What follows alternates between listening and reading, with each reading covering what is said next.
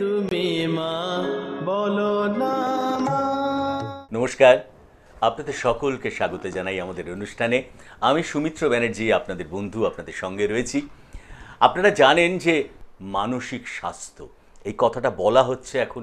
এই মানসিক স্বাস্থ্যের ক্ষতি সারা পৃথিবী জুড়ে অভূতপূর্ব। অনেক মানুষ ম্যানিয়াক হয়ে গেছেন, অনেক মানুষ তাদের স্বাভাবিক যে ভারসাম্য সেটা হারিয়ে ফেলেছেন। আমরাও যারা হয়তো কথা বলছি অনেক জিনিস আতঙ্ক এখন করতে পারি না। আগে যেটা সাহসের সঙ্গে করতে পারতাম এখন ভাবি, তার কারণ মানসিক স্বাস্থ্য। এই মানসিক স্বাস্থ্যটা নিয়েই এখন সারা পৃথিবী অত্যন্ত ভাবিত। আজকের এই অনুষ্ঠানে আপনারা জানেন, এই অনুষ্ঠান থেকে ক্রমাগত যিনি আসেন তার অসংখ্য কাজের মাঝেও আমাদের সঙ্গে সময় দিয়ে তিনি কিন্তু বলেন যে মানসিক শান্তিটা খুব জরুরি। তো আমরা এখন শান্তির খোঁজে অনেকে অনেক লাখ লাখ কোটি কোটি টাকা ইনকাম করে ছেড়ে দিয়ে শুধু শান্তির খোঁজে বেরিয়ে পড়েছে সারা পৃথিবী জুড়ে। কিন্তু চাইলেই তো আর শান্তি পাওয়া যায় না। শান্তি কোথায় খুঁজে পাওয়া যাবে, এটাই আমাদের সারা জীবনের সবচেয়ে বড় সাধনা। যিনি এই অনুষ্ঠানে আসেন তার কাছে এসে কিন্তু অসংখ্য মানুষ, তার ভক্ত, তার শিষ্য, যারা তাকে গুণীজন মানেন, এমন অসংখ্য মানুষ তার কাছে শুধু ছুটে আসেন একটি কারণে। সে কারণটা হলো তারা শান্তি পান সেখানে এসে। এবং আমরা বারবার বলি যে আমরা ছিলাম, আমরা আছি, আমরা থাকবো যতদিন খনা মাকে স্মরণে রাখবো। অনেক কথা হলো, আসুন আগে স্বাগত জানাই অনুষ্ঠানে, তারপর নানান কথায় যাব। প্রণাম। হ্যাঁ গো, অনেক অনেক আশীর্বাদ রইল সকলের জন্য, তোমার জন্য অনেক ভালোবাসা রইল। আর সকলকে সঙ্গে নিয়ে আমার এখানে চলে আসা উদ্দেশ্য একটাই, জেনে রেখো সবাই, আমরা সকলে মিলে ভালো থাকতে চাই সর্বদাই সকলে মিলে ভালো থাকতে চাই। ভালো থাকাটা যে অতি প্রয়োজন। আর সেই ভালো থাকার জায়গাটা যদি কোনো রকম আমাদের অস্বস্তিকর পরিবেশ এসে যায়, যদি কোনো রকম আমাদের সমস্যা এসে যায়, তখন আমরা সকলেই খুব চিন্তায় পড়ি। দিশাহারা হয়ে গিয়ে মানুষ তখন চিন্তা করে কি জানি কি হবে, কবে যে কিছু মঙ্গল হবে, কবে যে কিছু ভালো হবে। কিন্তু আমি কে জানো? আমি তো আর কেউ না, আমি তোমাদের মা যখন চলে এসেছে আর তোমাদেরকে যখন ভালোবেসেছে, তখন মায়ের প্রাণের কথা হলো, বলো না কাতর স্বরে, বৃথা জন্ম এ সংসারে। জীবনে সমস্যা হতেই পারে, ভয় কি?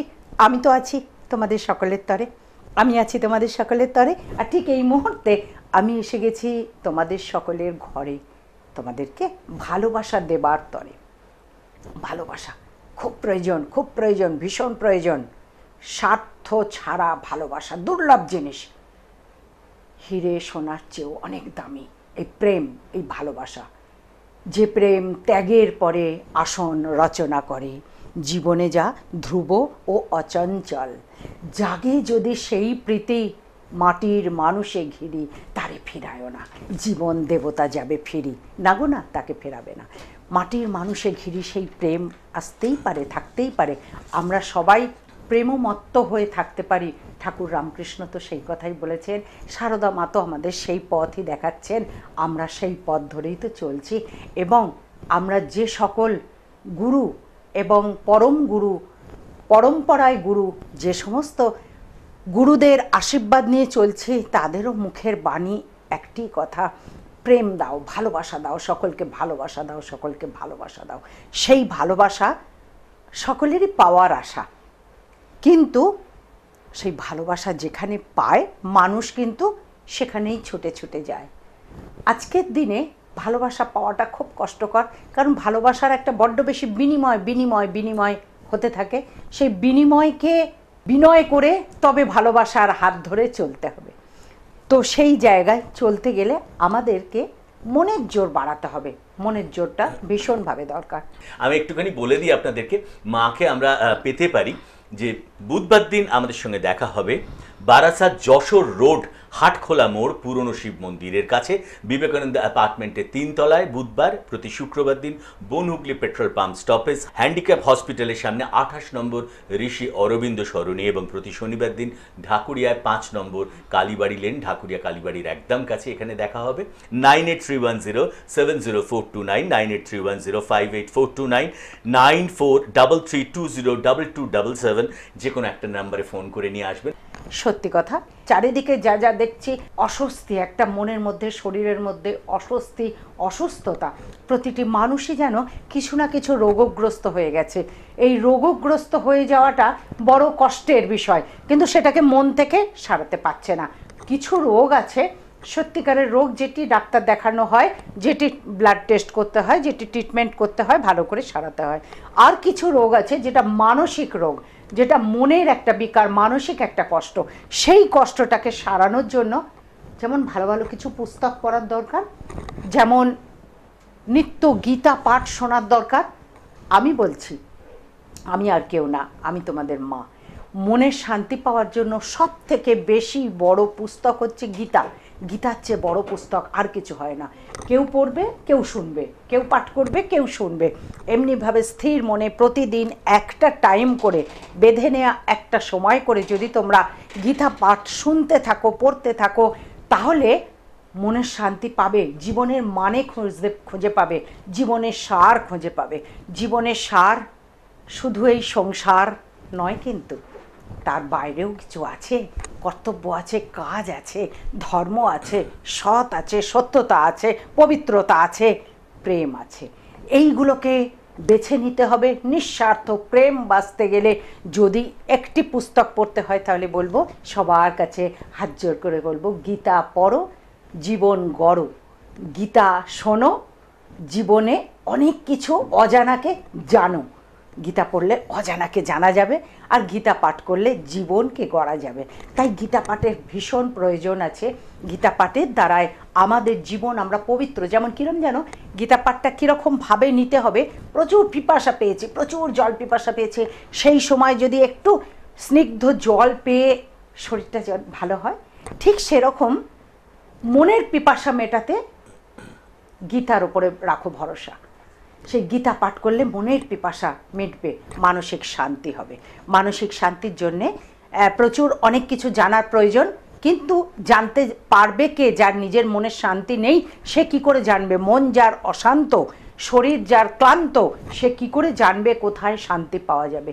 সেই শান্তি পাওয়ার জন্য কতগুলো উপায় আমি তোমাদের আজকে বলে দিচ্ছি। যেমন প্রথম উপায় বললাম গীতা পাঠ করা, কথামৃত পাঠ করা, এগুলো হচ্ছে প্রথম উপায়। আর এছাড়া যেটা দরকার হলো, সেটি হচ্ছে একে অপরকে ভালোবাসা দেওয়া। এটা ভীষণভাবে দরকার। কর্তব্যপরায়ণ হওয়া, এটা ভীষণভাবে দরকার। আর অবসাদ থেকে নিজেকে সরাতে গেলে প্রয়োজন হচ্ছে সৎকর্ম। সৎকর্ম, আমাদের সৎকর্মের অভাব হয়ে গেছে। আমরা কাজ করছি গতিচাড্যের মতো, যন্ত্রের মতো কাজ করে যাচ্ছি। কারণ এটার এই কাজটা করলে এটার বিনিময় এই পাবো, এটার বিনিময় এই পাবো। এই পাওয়ার জন্য যখন যে কাজটা পাচ্ছে না, সবচেয়ে যন্ত্রণা, সবচেয়ে কষ্ট কোথায় জানো? যখন একটি মানুষ চাকরি করছে, এই তো সব দুনিয়া দেখছি আমরা, চাকরি করতে করতে হঠাৎ তার চাকরিটা চলে গেল। সে তার শারীরিক কারণে হোক, মানসিক কারণে হোক, পারিপার্শ্বিক কারণে হোক, যে কোনো কারণে চাকরিটা চলে গেল। তাকে কি বলে আমি সান্ত্বনা দেবো? কি আছে আমার ভাষা বলো তাকে সান্ত্বনা দেওয়ার? সে তো ওই চাকরিটির ভরসাতেই সংসার পেতেছিল, সে তো ওই চাকরিটির ভরসাতেই পিতামাতার দায়িত্ব নিয়েছিল, সে চাকরির ভরসাতেই সন্তান প্রতিপালন করছিল। সেই পিতাটির যদি এখন চাকরি চলে যায়, তাকে কি বলে সান্ত্বনা দেব? সান্ত্বনা দেওয়ার কোনো ভাষা নেই। কি বলবো? আবার চাকরি খোঁজো, তারপরে তার সংসারটা কি করে চলবে, এ ভাবনা কে ভাবে? না, আর কেউ না ভাবলেও আমি ভাবি। আমি তো আর কেউ না, আমি তোমাদের মা। সেই জন্যে বলা, এই শান্তির জন্য একটু ঈশ্বরের শরণাপন্ন। যদি গুরু দীক্ষা নেওয়া থাকে তো বহুত আচ্ছা, যদি নাও নেওয়া থাকে তবু আমি বলবো এই শান্তির জন্য, ধরো চাকরি চলে গেছে, ব্যবসা মন্দ যাচ্ছে, এই যে জগতে এখন এই হানাহানি চলছে, নানান দিক থেকে নানান সমস্যা চলছে, কত আর বলবো? কিন্তু বলার চেয়ে বেশি এটাই বলতে চাই, তোমাদের গৃহে এসে গেছি, তোমাদের জন্য শান্তি চাই। এই শান্তির জন্য তোমরা এটি করতে থাকো, যেটা এই মন্ত্রটি পাঠ করতে থাকো, দেখো শান্তি পাবেই পাবে। এবং আর্থিক উন্নতি কি করে হবে সেটাও আমি পরের অনুষ্ঠানগুলো তোমরা শুনতে থাকবে। প্রতি সপ্তাহে আজকের এই দিনেই তোমরা এই অনুষ্ঠানগুলো শুনতে পাবে। এই সময়, যে সময় এখন শুনছো, এই সময়, এই দিনে প্রতি সপ্তাহে এই চ্যানেলে তোমরা শুনতে পাবে। তো এই যে পরপর অনুষ্ঠানগুলো, তখন আমি বলে দেব আর্থিক উন্নতি কি করে হবে, কারণ ওটা দরকার তো, আর্থিক দিকটা। যেটা হলো সব থেকে আগে মানসিক শান্তি, তবে তো তুমি চাকরি বা ব্যবসা কোনটা করবে, কোন পথ তোমার জন্য অপেক্ষা করছে সেটা তুমি জানতে পারবে। সেই মন্ত্রটি হলো ওম সত্যম শিবম সুন্দরম না আত্মা বলহীনেন লভ্য, না আত্মা বলহীনেন লভ্য। আত্মবল চাই, আত্মবল চাই। এই আত্মবল একমাত্র সম্বল, যে আত্মবল তোমাকে এগিয়ে নিয়ে চলবে। জীবনে যত ঝড় ঝাপটা আসবে, যত কষ্ট আসবে, সব কিছু তুমি অগ্রাহ্য করতে পারবে, সব কিছু ওভারকাম করতে পারবে যদি তোমার মধ্যে আত্মবল থাকে। আর যদি আত্মবল না থাকে তাহলে সবই গেল। কিন্তু আত্মবলটাকে নষ্ট করতে দেব না, করো না। আত্মবল নিয়ে রাখো। চাকরি গেলেও তোমার জন্য অপেক্ষা করছে ব্যবসা, তোমার জন্য অপেক্ষা করছে অন্যান্য পথ। শুধু সেই পথটা দেখার জন্য এতক্ষণ আমি কথা বললাম, কিন্তু আমি তো বারবারই বলছি আমি আর কেউ না, আমি তোমাদের মা হয়ে থাকতে চাই। তাই মা তো চাইবে সন্তান, সে পুত্র সন্তানই হোক, কন্যা সন্তানই হোক, তার সন্তান যেন ভালো থাকে। আমার সন্তান যেন থাকে দুধে ভাতে, তো সন্তান যেন ভালো থাকে সেই হিসেবে বলা যে এই কারণে এই সময় হলে তখন একবার ছকটার দিকে তাকানো, তখন একবার হাতটা দেখানো, এটা দরকার হবে। ছক কি বলছে, কেন চাকরি চলে গেল, আবার চাকরি হবে কি না, আর নাকি কোনো ব্যবসা করতে হবে। ব্যবসা করলেই হলো না, কোন ব্যবসা করতে হবে। সঞ্চিত অর্থকে প্রয়োগ করে তোমায় ব্যবসায় নামতে হচ্ছে। সেই ব্যবসাটা যে কোনো একটা ব্যবসা, খামখেয়ালিতে মুডেতে একটা ব্যবসা করলেই হলো না, কিন্তু সেই ব্যবসার জায়গাটাকে ঠিক মতো জেনে নিয়ে, অর্থাৎ আমরা যখন পথ হারিয়ে যাই, এখন তো আমাদের গুগল অনেক পথ দেখিয়ে দিচ্ছে, কিন্তু আমরা কি করি, কোনো পথিককে জিজ্ঞাসা করি, হ্যাঁ গো অমুক জায়গায় যাবো, কোথা দিয়ে যাবো গো। তো সেই পথিকের থেকে আমরা জেনে নিই, পথ দেখে নিই, বুঝে নিই। ঠিক সেরকম এই দিশেহারা সময়টার জন্য একটু জেনে নিতে হবে। কি জেনে নিতে হবে? ভালো জ্যোতিষের কাছে গিয়ে জানতে হবে ছকটা কি বলছে, কোন পথে চলা যাবে। ব্যবসা করলে ভালো হবে, নাকি চাকরি করলে ভালো হবে, আবার চাকরি খুঁজবো, নাকি ব্যবসা করব। আর যদি ব্যবসা করি, কোন ব্যবসা আমার জন্য সুটেবল হবে, আমার জন্য ভালো হবে, কোন ব্যবসাটা, সেটা না ছকটা না দেখলে, হাতটা না দেখলে ঠিক মতো বলে দেয়া যায় না। আমরা এতক্ষণ মুগ্ধ হয়ে শুনি, জানেন তো, আপনাদের মতন আমিও মুগ্ধ হয়ে শুনি খনামার পাশে যখন থাকি। তার কারণ অসংখ্য অজানা জিনিস, সেই জিনিসগুলোকে একত্রিত করে আমাদের জীবন কি করে ভালো থাকবে সেইটা কিন্তু খনামাসে। আমি একটুখানি বলে দিই আপনাদেরকে, মাকে আমরা পেতে পারি যে বুধবার দিন আমাদের সঙ্গে দেখা হবে বারাসাত যশোর রোড হাটখোলা মোড় পুরনো শিব মন্দিরের কাছে, বিবেকানন্দ অ্যাপার্টমেন্টের 3 তলায়, বুধবার। প্রতি শুক্রবার দিন Bonhooghly petrol pump stoppage, handicap হসপিটালের সামনে 28 নম্বর ঋষি অরবিন্দ সরণি, এবং প্রতি শনিবার দিন ঢাকুরিয়ায় 5 নম্বর কালীবাড়ি লেন, ঢাকুরিয়া কালীবাড়ির একদম কাছে। এখানে দেখা হবে।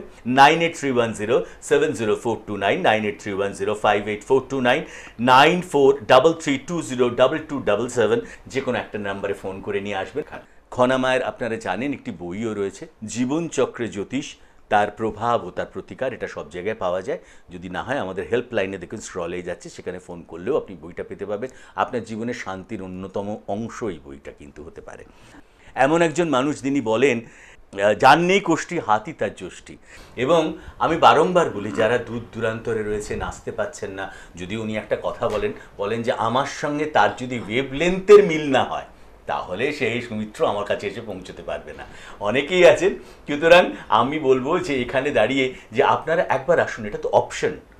জ্যোতিষ এবং যেটা মা যেটা করেন, যে ঠাকুর শ্রী রামকৃষ্ণ সারদা মাকে জুড়ে, তার জীবন জুড়ে, তার আশ্রম জুড়ে, তার মনন জুড়ে একবার এসে দেখুন। আমার মনে হয় সেই আশা থেকে আপনি কিন্তু অনেক জায়গায় আপনি অনেকটা শান্তি পাবেন। শুধু মানসিক শান্তি নয়, আপনার ভাগ্যোন্নতি তো দরকার হয়, অর্থের। আপনি বলুন, আপনি হয়তো শর্ত সমস্যায় ভুগছেন, বাচ্চাদের নিয়ে সমস্যায় ভুগছেন, মামলা মোকদ্দমায় এমন জড়িয়ে গেছেন তার থেকে আপনি বেরোতে পারছেন না, এমন হচ্ছে আপনার বাস্তুতে কোনো প্রবলেম আছে, আপনি বুঝতে পারছেন যে বাস্তুটা ঠিক নয়, রোগগ্রস্ত হয়ে পড়ছেন, সেইখানে দাঁড়িয়ে। অথবা আপনি যদি দেখেন দাম্পত্য সমস্যা, প্রি ম্যারেজ, বিয়ে হচ্ছে না, অনেক দিন ধরে আসছে, ওই মেয়ের বাড়িতে আসছে, ছেলেরা খাচ্ছে দাচ্ছে, খেয়ে দিয়ে মুখটুক মুছে বলছে জানিয়ে যাবো, সে জানানো আর কোনো দিন হচ্ছে না। মেয়েটির বয়স বেড়ে যাচ্ছে, ছেলেটির বয়স বেড়ে, অথচ তারা উচ্চশিক্ষিত, দেখতে সুন্দর, ভালো পরিবারের, এরকম হচ্ছে। আমি বলবো না, এটা অপশন, একবার এসে দেখুন। একটা জিনিস আমার খুব জানতে ইচ্ছা করে, যে আপনি সারা ভারতবর্ষের যত তীর্থস্থান রয়েছেন সেখানে আমরা খনামাকে পাবোই। আমি জানি না বছরে 6টা মাস শুধুমাত্র এই বিভিন্ন তীর্থস্থানে ভক্তদের জন্য আপনি যান, কেন যান? ভক্তদের কল্যাণ করার জন্য শুধু চেম্বার করলে হবে না, হ্যাঁ। তাদের জন্য কাজ করতে হবে। যেমন আমি গঙ্গোত্রীতে হ্যাঁ। একটানা 21 দিন গুহায় বসে জপ করেছি। তো এই পরস্পর বিভিন্ন বিভিন্ন স্থানে গিয়ে হ্যাঁ। হোম, যজ্ঞ, ক্রিয়া, জলে ভাসা, মানব কল্যাণের জন্য সকল ভক্তদের জন্য, কারণ সকলে যে আমাকে আর্তনাদ করে মাগো রক্ষা করো, মাগো রক্ষা করো, সেই রক্ষার পথ হচ্ছে তীর্থস্থানে গিয়ে তাদের জন্য সংকল্প করা, পুজো করা, হোম যজ্ঞ করা এবং তাদের ভাগ্য ফেরানোর জন্য যা কিছু তাদের যে বাধাগুলো থাকে, গ্রহের বাধাগুলোকে কাটানোর জন্য বিভিন্ন পীঠস্থানে গিয়ে গিয়ে এই হোম যজ্ঞ ক্রিয়া, শুধু তাই নয়, সেখানে গিয়ে আরও অনেক কাজগুলো হয়। তারপরে আবার আমরা মানুষকে ভালোবাসি বলে আশ্রম তরফ থেকে ত্রাণের জন্য চলে যাই, হ্যাঁ। সেখানে বিভিন্ন কাজ করি। এই বিভিন্ন কাজের মধ্যে কারণ মানুষের মাঝেই ভগবান আছে, যেটা আমার কথার মধ্যে বারবার বলা হয় যে মানব কল্যাণ এটাই দরকার, এটাই হলো আসল পুজো, প্রতিটা মানুষের মধ্যেই ভগবান আছে। এবং শুধু তাই নয়, আপনারা হয়তো অনেকেই জানেন না, যে যারা মার কাছে যান তারা তো জানেনই, এই অনুষ্ঠান যারা দেখছেন, যে অসংখ্য মানুষ, আমি প্রথমে বলেছি, পিছিয়ে পড়া মানুষ সারা বছর নিয়মিতভাবে তাদের পাশে দাঁড়ান মা, বিভিন্নভাবে তাদের পড়াশোনার জন্য দাঁড়ান, তাদের বস্ত্রের জন্য দাঁড়ান, তাদের অর্থের জন্য দাঁড়ান, তাদের খাদ্যের জন্য দাঁড়ান, বিভিন্ন কাজে। শুধু তাই নয়, ডেঙ্গুর সময় আমরা মশারিও দিতে হ্যাঁ, থাকি, মশারি দিয়েছি। একদম মশারি, আশ্রম থেকে বিভিন্ন জায়গা থেকে মশারি দিতে থাকি, যাতে ডেঙ্গুর থেকে মানুষ রক্ষা পায়, মশারি টাঙাতে পারে, সেই কারণে। এবং আমি বলি একটা, শুধু এই কাজে যে আমরা কজন আছি তা নয়, মার সঙ্গে কিন্তু অসংখ্য সেলিব্রিটি রয়েছে যারা কিন্তু সেই দিনগুলো এসে যোগ দেয়, একদম তাদের নিজের টানে তারা আসেন। এখনকার কথা হচ্ছে যে ব্যবসা কোনটা করবে আর চাকরি কোনটা করবে, এইগুলো জানার দরকার। আর একটা দরকার, সেটা হলো বাড়ির ছেলে মেয়েরা, একদম অল্প বয়সী ছেলে মেয়েরা পাশ করে বসে আছে, চাকরি পাচ্ছে না, চাকরি পাবো অনেক চেষ্টা করছে কিন্তু চাকরি পাচ্ছে না, নানান দিক থেকে, প্রেমিক প্রেমিকার দিক থেকে তারা ঝাপটা পাচ্ছে, নানান দিক থেকে ঝাপটা পাচ্ছে, আর ঝাপটা পাচ্ছে বাড়ির মানুষের কাছে, যে পিতা মাতা বা আত্মীয় স্বজন বলছে তুই কিছু করতে পারছিস না, তোর দ্বারা কিছু হবে না। না গো না, এই ভুল করো না কোনোভাবে, আমি তোমাদেরকে বলছি তোমরা এই ভুল করো না, এমনি করে তাদেরকে বলবে না। ছোট ছোট বান্তপন্তু ছেলে মেয়ে যারা পড়াশোনা করছে না, পড়ায় মন বসাতে পারছে না, তাদের জন্য বিবিধ উপায় আছে, উপায় দিয়ে সেইভাবে তাদেরকে গার্ড দেবার আছে, কিন্তু তাদেরকে ভুল পথে পরিচালনা করার তোমার আমার কারুর আমাদের অধিকার নেই, আমরা সেটা করব না। মাথার ওপর দেবতা আছেন, এটা ভাবতে হবে। তার কারণ হচ্ছে, তাদেরকে যদি বলা হয় এই তোর দ্বারা পড়াশোনা হবে না, তুই ভালো পাস করতে পারবি না, ভালো রেজাল্ট করতে পারবি না, এই নেগেটিভ কথাগুলো শুনলেই কিন্তু মানুষ আরও বেশি ডাউনে চলে যায়। তাই মানসিক শান্তি ফেরানোর জন্য তোমার জন্য আমি আছি, আর বাড়ির ছোট ছোট ছেলে মেয়েদের জন্য তুমি আছো। সব সময় তাদেরকে উৎসাহ দিতে হবে, কোনো রকম নেগেটিভ কথা তাদের সামনে বলা চলবে না, বলবে না। ভালো ভালো ভালো হবে, যদি কারো যদি হবার হয় তোরই হবে, নিশ্চয় হবেই হবে, হবে জয়, এই কথাটা সদাই যেন মনে রয়, এইটা বলতে হবে তাদেরকে। আর যে সমস্ত ছেলে মেয়েরা উঠতি বয়সে, কারো বা বিবাহ হচ্ছে না, কারো বা চাকরি হচ্ছে না, কারো বা প্ল্যান অনুযায়ী একটা গাড়ি কেনবার শখ, সেটা হচ্ছে না, তাদেরকেও উৎসাহ দেওয়া, প্রেরণা দেওয়া, এবং তাদের জন্য যদি সম্ভব হয় তাহলে হাতটা দেখিয়ে নেওয়া, ছকটা দেখিয়ে নেওয়া, কী কারণে হচ্ছে না, কি করলে হবে, সেই পথ তাদেরকে বলে দিতে হবে। আর বাড়ির অভিভাবক, পিতা মাতা, আত্মীয় স্বজন, তারা কিন্তু বলবে হ্যাঁ রে তোর হবে, অবশ্যই হবে, তুই চেষ্টা কর। অর্থাৎ আমার বক্তব্য হলো উৎসাহ দাও, সব সময় উৎসাহ দাও, নিরুৎসাহ কারুকে করো না, হবে না কারুকে বলো না। এইভাবে যদি পথ চলা যায় না, পথ চালানো যায়, তাহলে কিন্তু মানসিক শান্তি অনেকটাই আসবে। আবার অনেকের থাকে কি, সারাদিন অনেক রকম কাজ করা গেল, অনেক রকমের মানুষ তো আসে আমাদের কাছে, দেশ বিদেশ থেকে, বহু দূর দূরান্তর থেকে আসে আমাদের কাছে, আমার কাছে যখন আসে তাদেরকে বলি, তারা যখন বলে সারাদিন কাজ করছি, ঘুম আসছে না, হাতটা দেখছি, কারো বা কোষ্ঠী নেই, তখন হাতটা দেখে বলতে হলো যে হ্যাঁ হাত তোমার এই বলছে, কারো বা কোষ্ঠী আছে, ছকটা দেখে বলা হলো হ্যাঁ গো ছক এই বলছে, তোমার তো ঘুম আসে না, তোমার ভীষণ মাথার যন্ত্রণা হয়। তো যখন ঘুম আসে না, যখন মাথার যন্ত্রণা হয়, তার জন্য সেটা কিন্তু বুঝতে হয় মানসিক কষ্ট, মানসিক অবসাদ। প্রতিটা মানুষই মানসিক অবসাদে ভুগছে, সেই মানসিক অবসাদ থেকে তাদেরকে রক্ষা করার জন্য ভীষণভাবে তোমার যে প্রিয় দেবতা, তোমার যে প্রিয়, আগে গুরুমন্ত্র করতে হবে, গুরুমন্ত্র পাঠ করে নিয়ে তোমার যে প্রিয় দেবতা, তাকে তুমি জপ করবে, তার নামে 108 বার জপ করবে। তারপরে রাত্রির বেলায় চন্দ্রের মন্ত্র পাঠ করবে। দেখবে যাদের মধ্যে একটু গা হাত পা কাঁপা, বুক ধরপড় করা, মাথার যন্ত্রণা, ঘুম না আসা, একটা অস্বস্তি, একটা নৈরাশ্যতা, একটা হতাশা, এইগুলো আসতেই থাকছে ভীষণভাবে সমস্যা। এবং কি হচ্ছে, একটা ইরিটেশন হওয়ার ফলে কি হচ্ছে, তুমি ভালো কথা বলতে গিয়েও তোমার মুখ থেকে মন্দ কথা বেরিয়ে যাচ্ছে, রাগের কথা বেরিয়ে যাচ্ছে, তোমার মুখের কথাতে তোমার আপনজনেরা দুঃখ পাচ্ছে, রেগে যাচ্ছে, কষ্ট পাচ্ছে, যার ফলে তোমাকে তারা অ্যাভয়েড করছে। এই অ্যাভয়েড ভাবটাও কিন্তু ভীষণভাবে দুঃখ, কি আমাকে অ্যাভয়েড করলো, আমার কথা শুনলো না, এটাও একটা অভিমান সৃষ্টি হয়, এর থেকেও মানসিক ইরিটেশন আসতে থাকে। এইগুলোর থেকে রক্ষা পাওয়ার জন্য রাত্রে ঘুমানোর সময় তোমরা এই মন্ত্রটি পাঠ করবে। সেটি হচ্ছে ওম শ্রাং শ্রীং শ্রৌং সঃ চন্দ্রায় নমঃ। ওম শ্রাং শ্রীং শ্রৌং সঃ চন্দ্রায় নমঃ। এই মন্ত্রটি পাঠ করার দরকার। এই মন্ত্রটি পাঠ করলে তোমরা বজ্রাসনে যে বসতে পারবে, বজ্রাসনে রাত্রে ঘুমের সময় বিছনাটা, এই দেখো একটা কথা বলি কি, আমরা কেন ঘুম ঠিক মতো হয় না, এর বিশ্লেষণ আমরা সব দিক থেকে হয় না, ভাবি এই পাথরটা পড়লে, এই কবচটা পড়লেই বোধহয় ঘুম হয়ে যাবে। না গো না, তারও কতগুলো নিয়ম আছে। যেমন প্রাতঃকালে উঠলে নিয়ম আছে, আসবো সে কথায়, এখন ঘুমের কথায় আছি। সেটা হলো ঘুমোতে যাওয়ার আগে রাত্রে সারাদিনের যে ড্রেসটা, সারাদিন খাওয়া দাওয়া হয়েছে, যে পোশাকটা পরেছি, আমরা অনেক কিছু কাজ করেছি, ধুলো ময়লা লাগতে পারে, সেই ড্রেসটিকে চেঞ্জ করে রাত্রে শোয়ার সময় অবশ্যই সাদা বা সবুজ রঙের একটি পোশাক পরবে। চেষ্টা করবে, সেটা তো ঢিলঢিলা পোশাক আমরা সবাই জানি, নাইট ড্রেস বলা হয়, সেটি কিন্তু চেষ্টা করবে। যাদের মানসিক সমস্যা, বিশেষ করে তাদের বলছি, ঘুম আসে না, তাদের জন্য সাদা রঙের কিংবা সবুজ রঙের পোশাক পরে রাত্রে ঘুমোবে। বিছনার চাদরটা চেঞ্জ করে রাত্রে শোয়ার জন্য একটা পবিত্র ধোয়া চাদর রাখবে, সাদা বা সবুজ রঙের, তাতে দেখবে ঘুমটা ভীষণ ভালো হবে। এবং রাত্রে শোয়ার আগে একটু গঙ্গার জল ছিটিয়ে নেবে সেই বিছনার মধ্যে, ছিটিয়ে নিলে বিছনাটি পবিত্র হয়ে গেল। কারণ তুমি যে ঘুমোবে সেখানে যে অনেকক্ষণ তোমরা সময় কাটাবে, আমরা এগুলো বুঝি না। আমরা যখন অফিসে যাই পবিত্র দেখি যে চেয়ারটি পরিষ্কার আছে কিনা, ঠিক আছে কিনা, কিন্তু ঘুমের সময়টা আমাদের দেখতে হয় যে সেটি বিছনাটা পবিত্র আছে কিনা।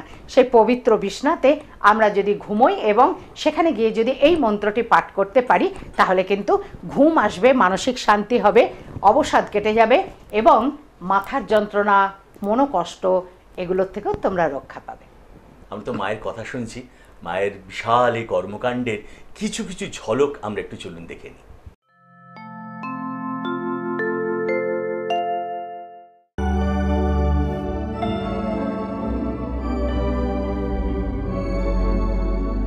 বাংলার ব্যতিক্রমী জ্যোতিষ জননী খনা মা, মানুষের মধ্যে যে ঈশ্বর রয়েছে, সেই ঈশ্বরকে তিনি সারা জীবন অন্বেষণ করছেন তার সাধনার দ্বারা, তার তীর্থ পরিক্রমার দ্বারা।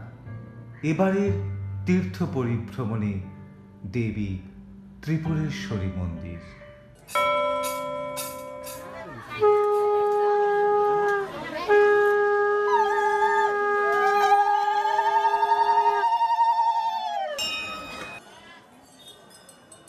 নিকটেই প্রশস্ত প্রাঙ্গণ অতিক্রম করে দর্শন পাওয়া গেল সেই প্রখ্যাত জলাশয় কল্যাণ সাগর নামে, যা সকলের কাছে পরিচিত। খনামায়ের পথ চলে এবার শুরু হলো কাশেবেশ্বরী কালীমাতা মন্দিরের উদ্দেশ্যে।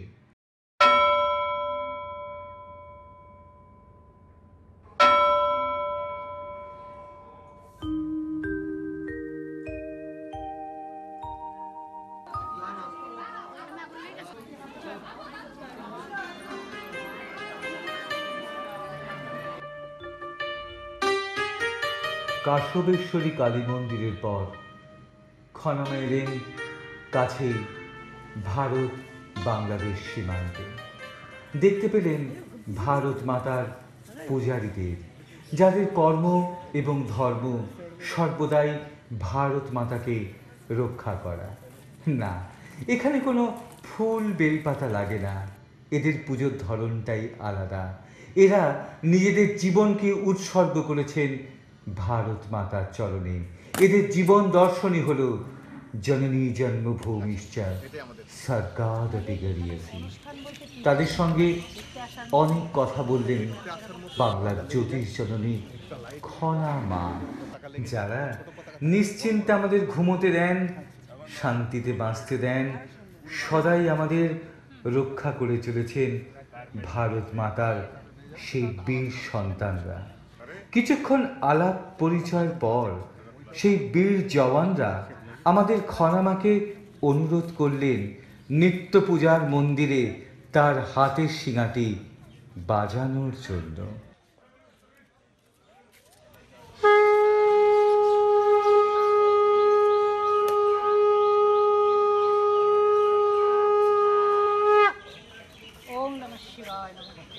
খনামায়ের আশ্রমে আসার ইচ্ছাও তারা প্রকাশ করলেন।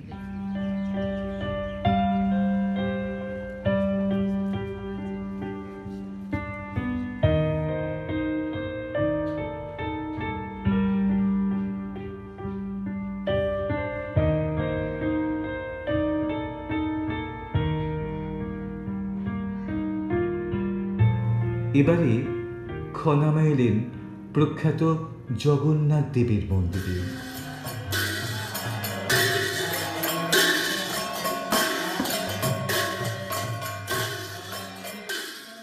পরে জগন্নাথ দেবের আরতি দর্শন এবং সকলের সাথে কণ্ঠ মিলিয়ে কীর্তন গাইবার সুযোগ করে দিলেন যেন স্বয়ং মহাপ্রভু। মায়ের অন্তরে জেগে উঠল সেই মহাভাব, জগন্নাথ স্বামী নয়ন পথগামী।